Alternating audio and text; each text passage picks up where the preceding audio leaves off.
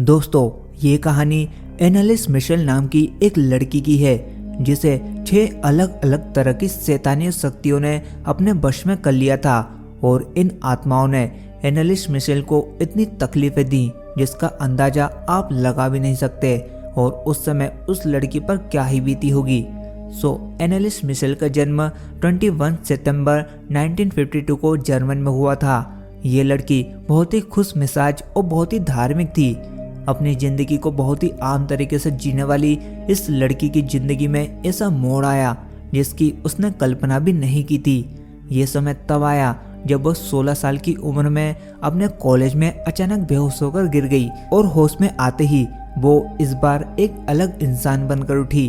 एनालिस ने अगले दिन ही कॉलेज ना जाने का फैसला कर लिया। हालांकि कुछ दिनों बाद सब कुछ ठीक हो गया, लेकिन इस घटना के 1 साल बाद ही ऐसी एक घटना फिर से हुई। हालांकि डॉक्टरों के साथ साथ न्यूरोलॉजिस्ट का भी कहना था कि एनालिस के साथ कुछ भी प्रॉब्लम नहीं है। और फिर फरवरी 1970 को एनालिस को टीबी की बीमारी ने पकड़ लिया, जिसके चलते उसे हॉस्पिटल में भर्ती किया गया।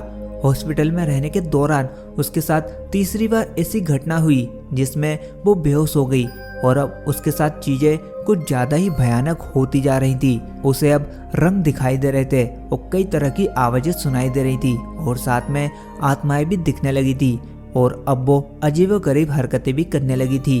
डॉक्टरों ने इसे मिर्गी का दौरा समझा और उसका इलाज किया गया और फिर अस्पताल से छुट्टी दे दी गई, लेकिन उसकी हालत फिर भी ठीक नहीं हुई।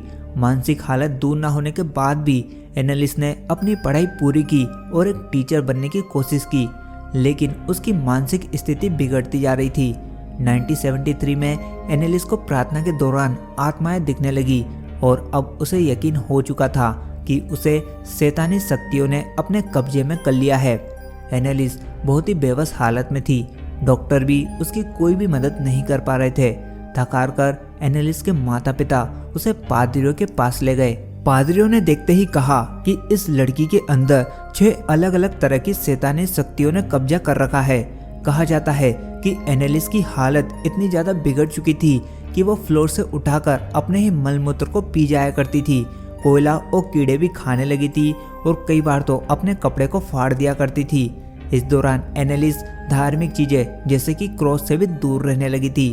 पादरियों ने एनालिस पर भूत भगाने की प्रक्रिया शुरू कर दी।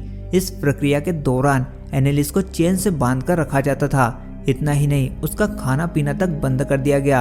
इन सब वजहों से उसकी तबीयत लगातार बिगड़ती जा रही थी और 1976 में आखिरकार मिशेल की मौत हो गई। रिपोर्ट में सामने आया कि मिशेल के दांत टूट चुके थे और पूरे शरीर में चोटों के निशान थे। पादरियों के मुताबिक ये निशान मिशेल की आत्मा मुक्त हो जाने की निशानी थी, जबकि कोर्ट ने इसे हत्या का मामला करार दिया और कोर्ट ने 1978 में मिशेल के माता पिता और उन पादरियों को ऐसा करने में हत्या के जुर्म में जेल की सजा सुना दी।